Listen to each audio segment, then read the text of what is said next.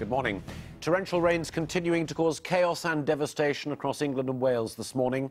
In Sheffield, large parts of the city are still underwater. The Royal Air Force was called in as floods swept 2 people to their deaths. Dozens more were trapped in their offices and were winched to safety. Well, the devastating scenes have been described as unprecedented and off the scale, according to the Environment Agency. It has now issued severe flood warnings of imminent danger to life and property for more than 20 areas, mainly on Humberside, in Lincolnshire, Yorkshire and Derbyshire. The words unprecedented are appropriate. The May just prior was one of the wettest that we'd had on records. The rainfall, as far as intensity, was the wettest that has ever been on record since records began in 1914. And in this area and in some parts of the region, we had up to 2 months worth of rainfall in one day. We not only had the conditions to obviously deal with on the ground, so the flood waters on our sites, but we also had road closures. So there was disruption to the road networks. The M1 was closed during this working as well. And that provided an additional challenge with getting our equipment, getting our people to the sites where they needed to be. It was fantastic that we were able to maintain the clean water supplies to the South Yorkshire area, to all of the Yorkshire area. There was no impact on our clean water supplies. It was very tiring, very stressful. There were people all over the place doing different jobs.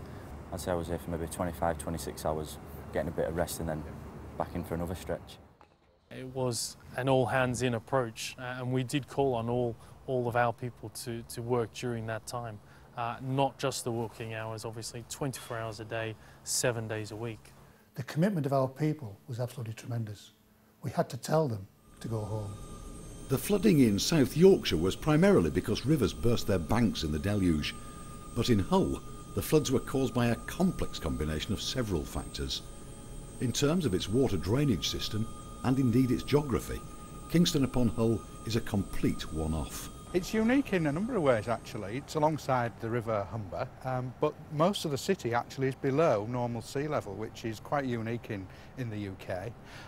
There's also an awful lot of watercourses that drain into the sewerage system.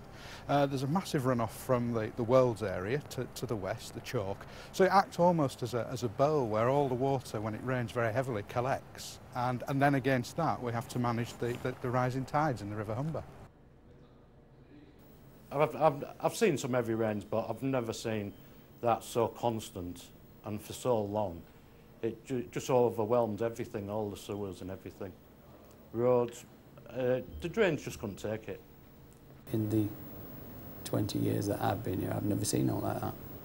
There's a lot of people actually relying on you know, to keep the station running.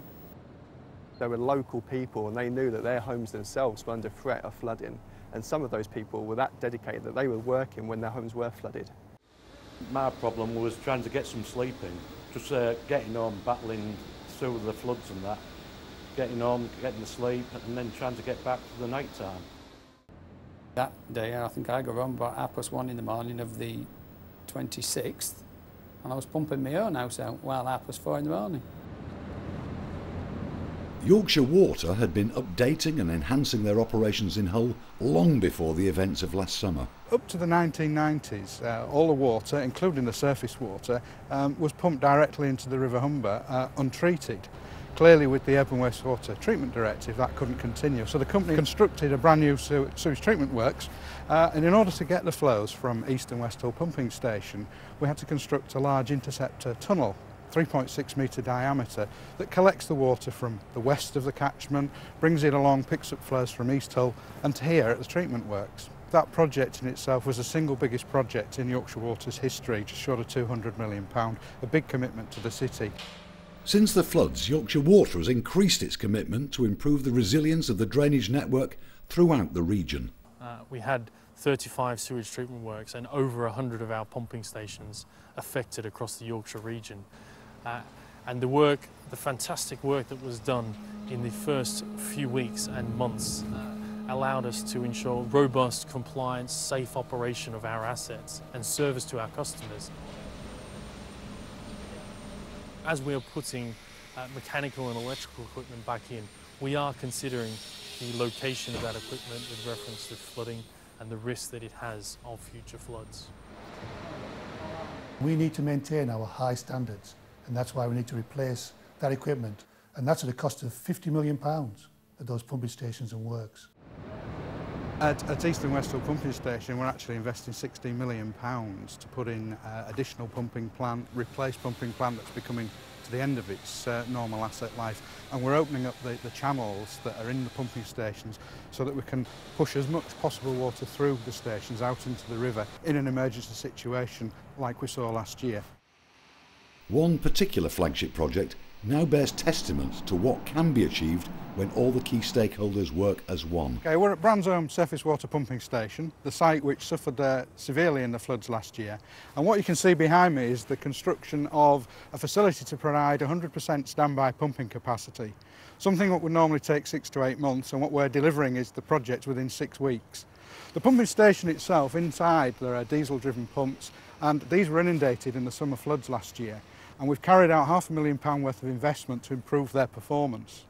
But recognising the key installation and its importance to the area, what we're also doing now is providing 100% standby capacity by constructing this large well alongside and installing 2 large pump sets. There's a growing realisation that only by pulling together to tackle flood prevention can we face the future with any real confidence. One agency alone cannot protect our systems, our towns, our people's homes from flooding. The biggest single approach that we can successfully deal with events like last year is what we're calling the multi-agency approach.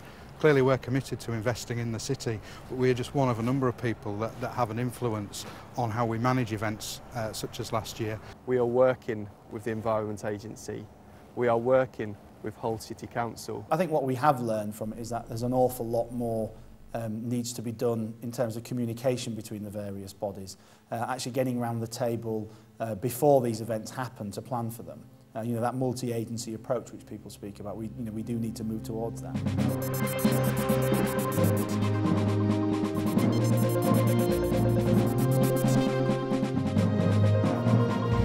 Last year's event focused everybody's mind, and I think we've got to keep it on the top of the agenda, influence the government where we need to get additional investment in and around the city. It's very, very important that agencies work together to actually minimise risks for those people in the future.